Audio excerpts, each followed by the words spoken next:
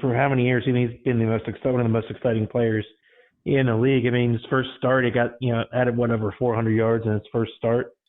I'd like to see also what his, the guaranteed money is for him. The cap hit is not as significant, the way the cap has been going up lately. But Kyle Allen's been steady, but he's not a generational, dominating force like Cam Newton has been. But maybe, all those injuries really have just taken that toll and really just, broken him down to, maybe, 60 or 70%. So I think he sticks around next year, assuming that foot is healthy and he wants to be there, but it wouldn't surprise me if he left. All right, who else is on the injury report, James? We've got James Bradbury with that inner thigh issue. He didn't practice this week. Eric Reed with an ankle. Curtis Samuel has a hamstring. Gerald McCoy, Vernon Butler, also listed on the injury report. For the Packers, we've got Adrian Amos, with a hamstring. Kevin King, Marquez Valdez-Scantling with an ankle and knee, and Devontae Adams still nursing that toe with a limited practice. Well, there you go. The Los Angeles Rams are 5-3. They face the Pittsburgh Steelers 4-4. Rams are 12th in the power rankings. The Steelers 19. Rams favored by 3.5. Another classic game of offense versus defense. Rams and Cooper Kupp will travel east, but it is a 4 p.m. kickoff, not a 1 p.m. kickoff. Steelers D does have a +11 takeaway giveaway ratio. I'm going to take the Rams here. Aaron Donald will wreak havoc on a young Mason Rudolph. We are all going to take the Rams. Neil locks it in, but James, you are going with the home team Steelers. Oh, yeah. I don't trust the Rams right now at this point of the season. I can't put my finger on it. I've never been big on their defense. It has a lot of superstar talent to stop the pass, but they're horrible against the run. And if there's one thing Pittsburgh's going to do, no matter who is the quarterback, is they're going to force the ball down your throat and run it with reckless abandon.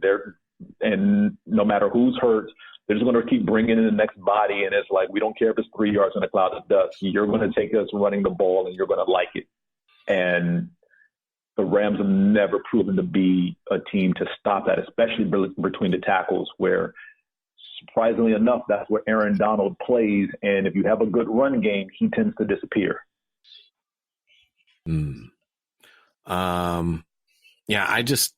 Cooper Kupp you want to talk about putting too much of the team on your back. Cooper Kupp accounting for over 2/3 of the receiving yards in London. That's not something that will be sustainable for the Los Angeles Rams. But I believe Brandon Cooks is in concussion protocol, may even be on IR. Is he not, James?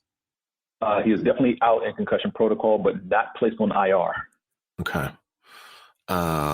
That will be something to monitor as well, because that means it will be Josh Reynolds and Robert Woods playing the outside positions with Kupp playing the slot. All right. Yeah. What's the rest of the injury report look like? Clay Matthews has a jaw injury. He was limited in practice. Backup running back Malcolm Brown is nursing an ankle injury. Both of them are questionable. For the Steelers, we've got Roosevelt Nix, Trey Edmonds, both listed as questionable. Edmonds with the ribs. Of course, Benny Snell is out this week. Ryan Switzer has a back injury, didn't participate. James Conner still nursing a shoulder injury. He was limited. So, yeah, it's a banged-up backfield, but they're still going to run the ball. Yeah, Clay Matthews can't sing any more of those Nelly Furtado songs that he loves so much. Was his jaw wired shut after he took that blow? Because he got that jaw injury in Atlanta, right? I don't know. It seems like he's been dealing with that for a while now. Yeah, I think they said he'd be out like 4 to 6 weeks when it happened. Well, he's a limited participant in practice this week, so keep an eye out for that. All right, Sunday Night Football. The Minnesota Vikings 6-3 at the Dallas Cowboys, who are 5-3. Cowboys are 9th in the power rankings. Vikings are 10th. Cowboys are favored by 3 points. I'm guessing that's a home field advantage point spread. these two teams are fairly equal, as the power rankings reflect, as also will the points for and points against reflect. The Vikings score 26 points per game, allow 17.6 points per game. The Cowboys scored 28.4 points per game, allow only 17.8 points per game. Cowboys, though, put up 436 yards per game. Vikings only put up 386, and that extra 50 yards is the difference for me. I'm going to take the Cowboys at home. You all agree with me, Monty? I think it's kind of home field advantage for me. They're both two good defenses. I think Dalvin Cook is awesome. That Adam Thielen injury to the Vikings, I guess, and that and home field are really the only reason why I'm going with Big D. Yeah, I did just see, literally while we were recording, and this sucks for me, Adam Thielen may not play this week. At first, it looked like he was coming back. Now it looks like it's unlikely he's to play, James. Yeah, he did not participate in practice on Wednesday. The hamstring is still giving him issues. If that changes between now and Sunday night, kudos to him for getting back, but I'm not expecting it to. I've seen too many receivers with hamstrings, especially with my own squad, just be week to week with that nagging injury. It's not something you want your receiver to have. No, and he came back in a game and left before he did anything, which really hurt my fantasy Washington. Team. Yeah. And I don't think he played. He didn't even play that much on Sunday. I think they had him on a pitch count, maybe 10, 12 plays total, and probably only 3 to 5 targets for the entire game against the Chiefs. So, yeah, Thielen, keep an eye out. His presence probably makes the game closer than it otherwise would be. But Don, what do you got on this one? Yeah, I think Monty hit it right on the head. I mean, with Thielen being gone, they have to rely on like a Laquan Treadwell, or as another receiver they have there. I think Johnson's the name. Thielen's such a difference maker in that offense. I like Dalvin Cook a lot. It seems like without Thielen, Diggs seems to be held in check most of the time. So yes, if Thielen was fully healthy, I think I would take the Vikings on it, because I still don't trust Dallas against good teams. But without Thielen, Dallas for me. Olabisi Johnson, a rookie drafted in the 7th round. There you go. Yeah, and Kyle Rudolph. It'd be nice if Kyle Rudolph would show up. He's been sort of disappointing, but I guess when you're splitting time with the rookie Irv Smith, you're not going to get a lot of time. All right. Did we do the injury report on this one, James? No, I'm going to start with Dallas here, because both Tyron Smith and Lyle Collins show up as questionable. Those are big for Dallas. Keep an eye out for those. Amari Cooper was limited in practice with his ankle and knee. On the defensive side for Dallas, Sean Lee and Leighton Vander Esch are questionable. One is dealing with the pectoral muscle and the other one dealing with his neck. For the Vikings, only other big name showing up is Trey Wayne's cornerback, who's listed as questionable, along with Stephen Weatherly. All right. That brings us to Monday Night Football, and it is another good game. This is probably the only good game Monday Night Football will have all year. It is the Seattle Seahawks 7-2 at the undefeated San Francisco 49ers. Niners are 3rd in the power rankings. The Seahawks remain 6th. The Niners favored by 6 in this particular game, including the 49ers' berth in Super Bowl. Oh, gosh. I hate Roman numerals. 47. Thank you. Including the 49ers' berth in Super Bowl 47 after the 2012 season. The NFC West has produced 4 of the last 7 NFC Super Bowl representatives. Seattle and San Francisco accounted for 3 of those appearances, and the Rams were the latest division entry in Super Bowl 53 last season. Since the beginning of the 2012 season, no other division has a better overall winning percentage than the AFC West. Seahawks have won 9 of the last 10 meetings, but the Niners did beat them in December last year. Also, that Niners D is allowing only 12.8 points per game, while Seattle is allowing twice that amount, 25.6. San Fran's D and Jimmy G get another victory, and my side eyes have become my new official boyfriends. We're announcing it today to the world. I have dumped the Bears for San Francisco. Okay, time to jump off this train. Well, listen, you have, James, because you and Monty are going with the Seattle Seahawks. Yeah, probably because I figured you'd do something like this. But